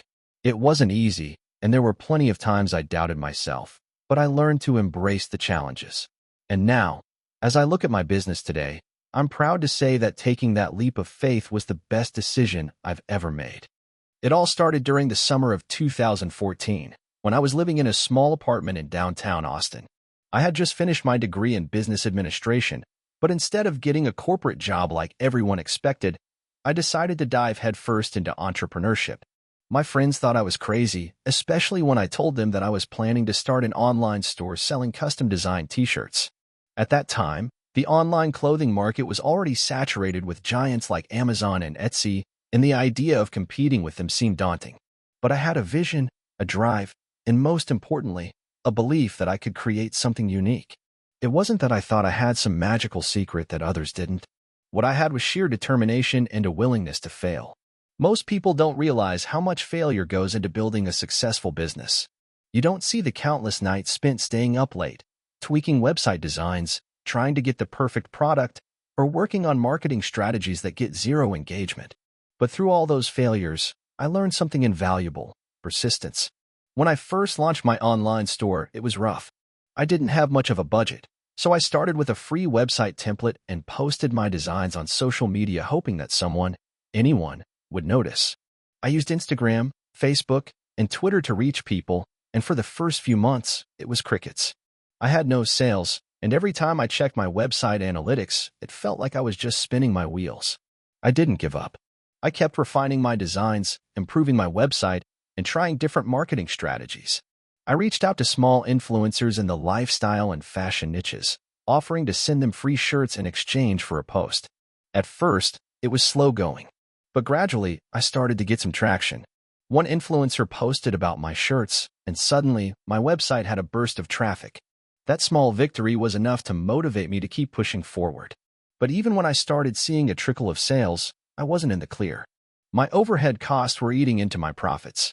I had to use a print-on-demand service to fulfill my orders, which meant I had no control over production costs or shipping times.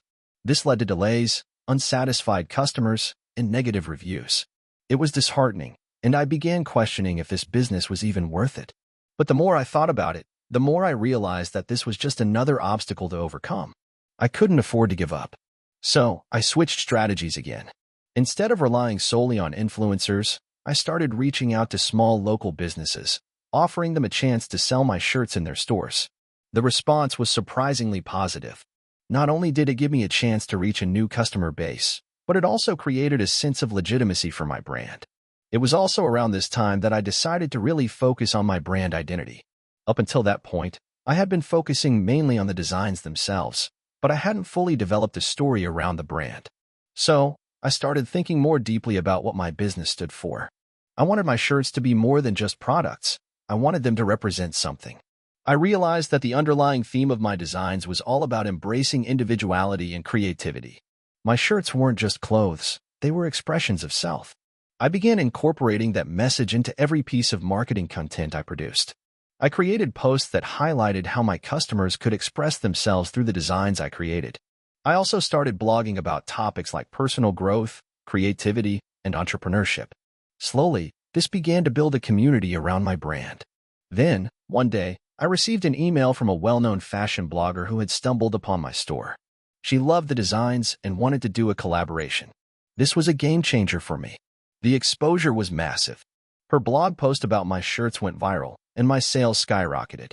I had finally broken through the noise. But, as I quickly learned, success doesn't come without its own set of challenges. The demand for my shirts exploded, and my print-on-demand partner couldn't keep up with the volume. I was receiving complaints from customers about late shipments, and there were even a few instances where orders were lost entirely. I realized I had to take control of production if I wanted to keep my customers happy. This meant I needed to invest in my own equipment, hire employees, and find a reliable warehouse. The decision wasn't easy. It required a huge upfront investment, and I didn't have the money to cover it all. But I believed in the potential of my business. So, I took out a loan and took the plunge. Setting up my own production facility was one of the hardest things I've ever done. There were so many moving parts: finding the right equipment, hiring the right people, managing the logistics, and, of course, keeping up with customer demand. There were weeks where I hardly slept, and I found myself juggling everything from design work to inventory management to customer service. It was a stressful time, but it was also when I saw my business really start to grow. With full control over production, I was able to offer faster shipping times, improve the quality of my products, and expand my design offerings. My brand began to develop a loyal following, and I was finally able to see the fruits of my labor. I reinvested the profits into growing my team and expanding my product line. I even started offering limited edition designs that created a sense of exclusivity around the brand. By 2017, my company was no longer just a side hustle. It had become my full-time job. I had a team of 15 people, including designers, fulfillment specialists, and marketing experts. We had expanded our product offerings beyond t-shirts to include hoodies, accessories, and home goods. We also launched an online community where customers could share their own designs, giving them a sense of ownership and involvement in the brand. Fast forward to 2025, and my company is thriving. We've hit over $10 million in revenue, and we have a customer base that spans the globe. Looking back, I can hardly believe how far I've come. There were moments when I thought about quitting, moments when it felt like nothing was going to work out. But I've learned that success is rarely a straight line. It's full of setbacks, detours, and hard lessons. The key is to never stop moving forward. I'm not where I want to be yet, but I'm proud of how far I've come. The journey hasn't been easy, but every challenge has made me stronger and more resilient. If there's one thing I've learned from this whole experience, it's that if you have a vision and you're willing to put in the work, anything is possible. I was just an ordinary guy, living in a small town where everyone knew everyone, and dreams of becoming an entrepreneur seemed as far-fetched as winning the lottery. I'd grown up in a household where steady job was the mantra. My parents always told me that working hard for someone else was the safest bet, and if I ever dared to step out of line, I'd probably fail. The idea of striking out on my own seemed ludicrous. Yet, here I am today, an entrepreneur, running a thriving business, and I still can't believe how much my life has changed. It all started a few years ago when I found myself at a crossroads. I had a stable job as a graphic designer, working for a mid-sized company. The pay was decent, but the work was uninspiring. I woke up every morning dreading the monotony. I'd get to the office, do the same thing, over and over, and clock out feeling completely drained. In those moments, I'd fantasize about doing something different, something more fulfilling. But, being realistic, I told myself that I couldn't just quit. I had bills to pay, a mortgage, and responsibilities. But then something happened that forced me to reconsider everything. My company went through a massive restructure, and the writing was on the wall. I could feel it in the air. People were getting laid off, and the company culture was toxic. It was a daily fight to keep your head down and hope you weren't next. I knew the company was slowly dying, but I didn't expect that I would be caught in the crossfire. One Friday afternoon, I was called into the HR office. They handed me a severance package and told me that the company was downsizing. My heart sank. I'd been with the company for almost 5 years, and I was blindsided. The world felt like it was crashing down, but as I sat there, something strange happened. A feeling I had never experienced before started to take over. Instead of panic, I felt liberated. For the first time, I wasn't chained to the 9-to-5 grind. I had the freedom to choose my next step. I could have easily started looking for another job, but deep down, I knew that I wasn't meant for a desk job anymore. I wanted to build something of my own. The only problem was, I didn't have a business idea, and I didn't know the first thing about being an entrepreneur. I spent the first few weeks sulking. I was scared. I had no idea where to begin. But then, one day, I saw a post online from a former colleague who was now running his own online business. The post was about how he'd turned a simple idea into a profitable business from the comfort of his home. I thought to myself, if he can do it, why can't I? At that moment, I decided to give it a shot. I didn't have a clear idea of what I wanted to do yet, but I knew that my skills as a graphic designer could be useful. I had experience in website design, branding, and digital marketing. I thought maybe I could offer my services to small businesses who were struggling to establish a digital presence. But how would I find clients? How would I stand out? I started small. I built a basic website and set up some social media profiles. I didn't have a portfolio, so I used mock projects I created in my spare time to showcase my work. I pitched my services to friends, family, and acquaintances, offering discounted rates in exchange for testimonials. It was tough at first. I didn't get much traction, and I definitely didn't make a lot of money. But I kept at it, learning from every rejection and improving my services. One day, I got a message from a local coffee shop owner who needed a website redesign. I didn't know it at the time, but this would be the turning point in my journey. The coffee shop owner was impressed with my mock work and wanted to take a chance on me. I put everything I had into the project, working nights and weekends to make sure it was perfect. When I handed over the final design, the owner was thrilled. She loved it so much that she referred me to 2 other businesses in town. I wasn't making a lot of money yet, but I was building momentum. From there, things started to snowball. I worked hard to get my name out there. I reached out to more businesses, connected with other freelancers, and worked on my portfolio. Slowly but surely, I started to establish a reputation as someone who could deliver quality work at a reasonable price. I was no longer just scraping by. I was starting to build something real. But even with the growing success, I knew that being an entrepreneur wasn't all sunshine and rainbows. The pressure was overwhelming at times. There were moments when I doubted myself, especially when things weren't going as planned. I remember one month when I had just a handful of projects, and I thought about quitting. I was exhausted and discouraged. I wanted to throw in the towel, but I didn't. Instead, I took a step back, reevaluated my strategy, and focused on finding more ways to bring in clients. I started blogging about website design and digital marketing, hoping to attract leads. I also learned how to build email lists and use online advertising to get more exposure. The growth didn't happen overnight, but it did happen. I had my first $5,000 month. Then $10,000. Eventually, I hit six figures. I was able to hire a team of freelancers to help with the workload, allowing me to focus on growing the business rather than getting bogged down by every little task. It was surreal. Just a few years ago, I was in a cubicle, feeling stuck, and now I had a thriving business that I could call my own. I've learned a lot since that time, and not just about business. I've learned that failure is just part of the process. I've learned that persistence is key, and that taking risks, while scary, can pay off in ways you never imagined. I've learned that you can start with nothing, as long as you have the courage to take the first step. And most importantly, I've learned that success isn't defined by how much money you make, but by how much you grow as a person along the way. Today, my business is doing well, and I'm working on expanding into new areas. But I'll never forget where I started. Scared, uncertain, but determined. Entrepreneurship is a journey, not a destination. There are still plenty of challenges ahead, but I know I can handle whatever comes my way because I've already faced my biggest fear, failure, and survived. If you're reading this and you feel stuck in a job you hate, or you're wondering if you should take that leap into entrepreneurship, my advice is simple: do it. Start small, fail fast, and keep going. The road won't be easy, but I promise you, it will be worth it. You don't need a perfect plan to get started. You just need to take that first step. I've always believed that the biggest breakthroughs in life come from the moments you least expect them. It wasn't supposed to happen this way. I wasn't supposed to be where I am now, but sometimes, the universe has a funny way of pushing you in the direction you're meant to go, even when you're too stubborn to see it. Let me take you back to the beginning. It was 2015, and I was in my late 20s, working in a dull office job that paid the bills but didn't spark any excitement.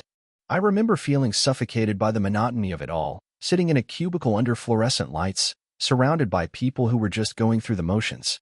Most of them had been there for years, waiting for retirement or some other far-off dream. I wasn't about to end up like them. I spent my lunch breaks daydreaming about something more, anything more. I had a million ideas running through my head, all of them revolving around creating my own business. It wasn't so much about the money, but more about having control over my own future. But I had no clear direction. I thought about starting a blog, creating an app, or even launching an e-commerce site. But the more I thought about it, the more overwhelmed I became. Then one day, as I was scrolling through Instagram, I came across a post that changed everything. It was a picture of a friend I hadn't seen in years. She was holding a cup of coffee in a beautifully designed mug, with the caption, "My first product launch is live." I clicked on her profile and saw that she had started her own online store selling handmade mugs. In the post's comments, people were raving about the quality, the designs, and how unique the products were. I'd never thought much about selling physical products, but it hit me then. Maybe that was my ticket. That night, I stayed up late researching everything I could about e-commerce and dropshipping. I learned that I didn't need to have my own warehouse or stock inventory. I could partner with suppliers, market products online, and have them shipped directly to customers. The idea was like a spark to my soul. I could do this. I had to. I spent the next few weeks working on my business idea. I had no experience in design or marketing, but I was determined to make it work. I found a niche that seemed underdeveloped: customized phone accessories. The market was flooded with generic products, but there was a demand for unique, personalized items that stood out. I figured that if I could create designs that people truly connected with, I'd have a shot. I launched my website with a small selection of custom phone cases, keychains, and pop sockets. I used Instagram to promote my products, creating posts that highlighted the personal touch I added to each item. I didn't have a big marketing budget, so I relied heavily on organic growth and word of mouth. At first, sales were slow. Like, really slow. I remember checking my Shopify dashboard every day, only to see maybe 1 or 2 orders. But I didn't give up. I kept tweaking the designs, experimenting with Facebook ads, and reaching out to influencers in the phone accessory space. Slowly but surely, things started to pick up. I'll never forget the first time I made a sale from someone I didn't know. It was a small order, but it was a real customer who trusted me enough to buy from a brand that had only existed for a few weeks. I remember jumping up from my desk and screaming in excitement. My girlfriend thought I'd gone crazy, but I didn't care. That sale meant everything. Within the first few months, I was able to quit my day job and focus entirely on my business. It wasn't easy, though. I had to learn everything from scratch: website design, customer service, social media marketing, inventory management, and more. But the learning curve didn't scare me. It motivated me. Every mistake was a lesson, and every success made me more confident.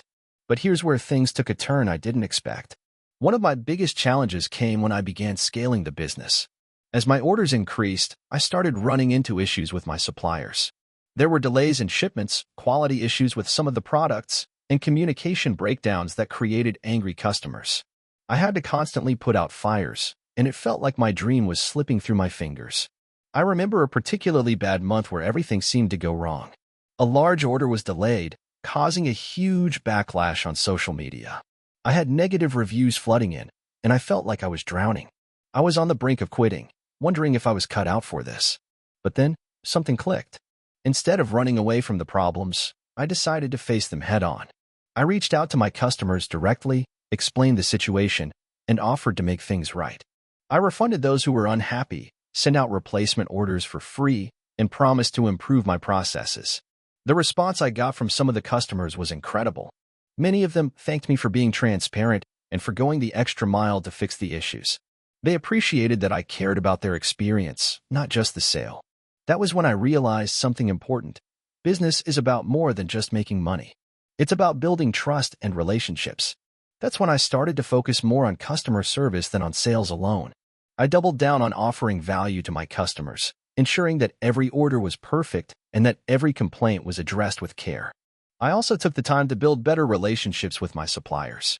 I found partners who shared my values and vision, and that made a world of difference. As I strengthened these relationships, my business began to thrive once again. Fast forward to today, and my company is a completely different beast than it was back then. We've expanded into several product lines, including custom jewelry and home decor. We now have a team of 15 employees, and we're making six figures in revenue each month. The growth has been insane, but what I'm most proud of is the community we've built around our brand. Our customers are loyal, and many of them have been with us since the very beginning. Looking back, I still can't believe how far we've come. There were times when I thought I'd never make it, but I kept going, kept learning, and kept improving. I learned that entrepreneurship isn't just about having a great idea. It's about persistence, problem solving, and building something that adds value to the world. And that's the part I'm most proud of. So, if you're out there and you're thinking about starting your own business, know that it won't be easy. There will be setbacks, failures, and moments when you'll feel like giving up. But if you stay committed, if you learn from your mistakes, and if you focus on delivering real value, you can make it. I'm living proof of that. The key is to keep going, even when the road gets tough. Success doesn't happen overnight. But when you look back, it's all worth it. Keep pushing forward, and you'll be amazed at what you can accomplish. The journey's just beginning for me, and I can't wait to see where it takes me next. In 2016, I was a 26-year-old guy with a decent job working in corporate finance. I was living in a small city in the Midwest, making good money, but absolutely miserable. It wasn't the job itself. It was the feeling that I wasn't living my life the way I was supposed to. I had followed the script everyone told me to follow: finish school, get a job, save money, and wait for retirement. But at 26, I found myself wondering if I was just going to keep doing this for the next 40 years. I started thinking about what I really wanted. I had always been obsessed with health and fitness, especially nutrition. I would spend hours watching YouTube videos on cooking, reading blogs about healthy eating, and experimenting with different diets. I wasn't a professional chef or nutritionist, but I knew my way around a kitchen and had an understanding of the science behind food. What frustrated me, though, was how difficult it was to find truly healthy, convenient food options. Pre-packaged meals were either full of preservatives or expensive. I thought, there has to be a better way. One evening, while I was scrolling through Instagram, I stumbled upon a post from a local meal prep company. They were offering freshly prepared, healthy meals that could be delivered right to your door. The idea was nothing new, but what caught my attention was how clean the ingredients were. No processed foods, no artificial sugars, just wholesome, real ingredients. I thought to myself, why not me? Why can't I start my own meal delivery service? And just like that, the idea was born. But here's the thing. I had zero experience in food or the food industry. I had no background in cooking, logistics, or even marketing. The more I thought about it, the more I realized how much I didn't know. But for some reason, the thought of starting this business felt right.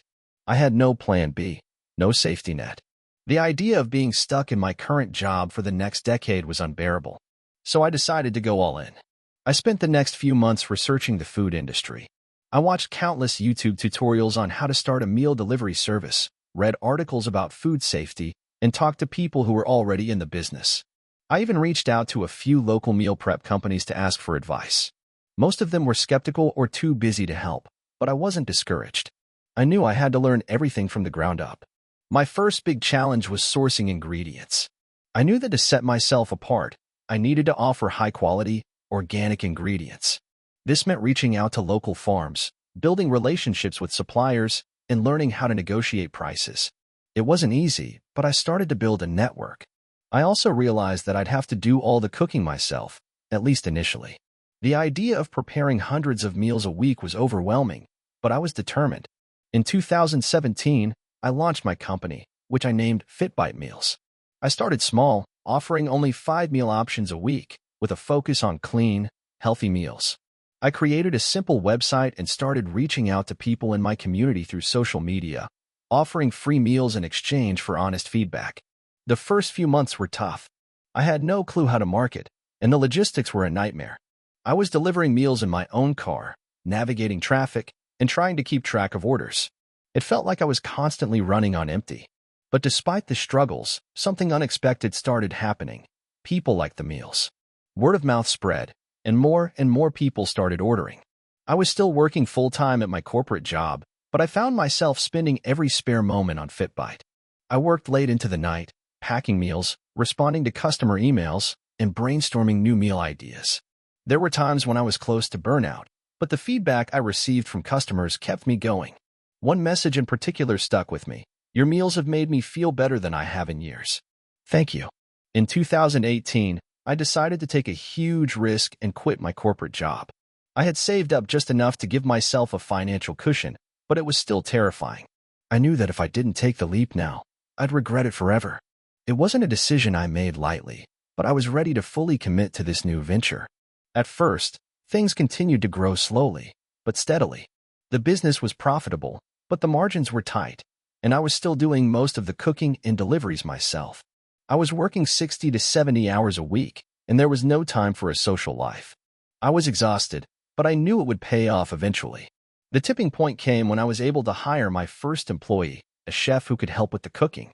It was a small step, but it allowed me to focus more on growing the business and less on the daily operations. By 2019, FitBite was no longer just a side hustle, it was a full-fledged business. I had a team, I was outsourcing the cooking, and I was able to focus on marketing and growing the brand. We expanded our menu and started offering more variety.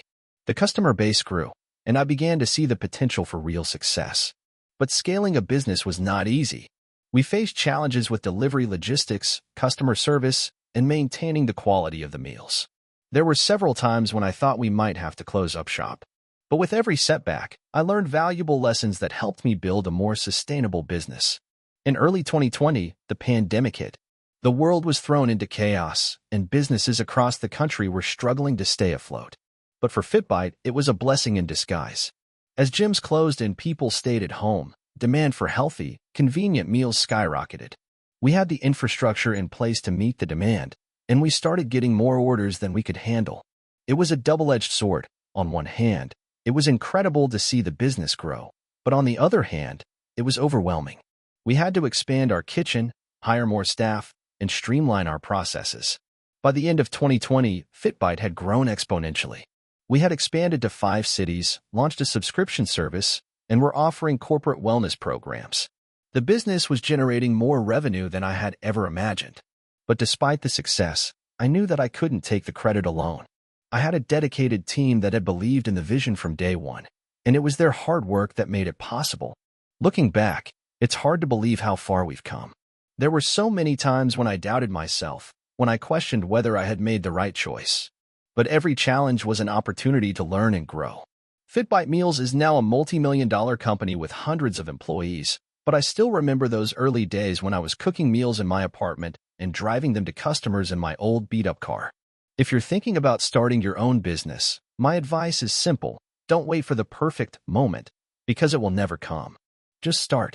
The road will be bumpy, and there will be moments when you want to quit, but if you're truly passionate about what you're doing, it will be worth it. Surround yourself with people who believe in your vision, and don't be afraid to ask for help. It won't be easy, but it will be one of the most rewarding journeys of your life. Thank you for watching until the end. If you enjoyed this video, don't forget to like and subscribe to the channel so you won't miss new videos. Also, leave a comment. I'd love to hear your thoughts. Your support and engagement mean a lot to me. See you in the next video.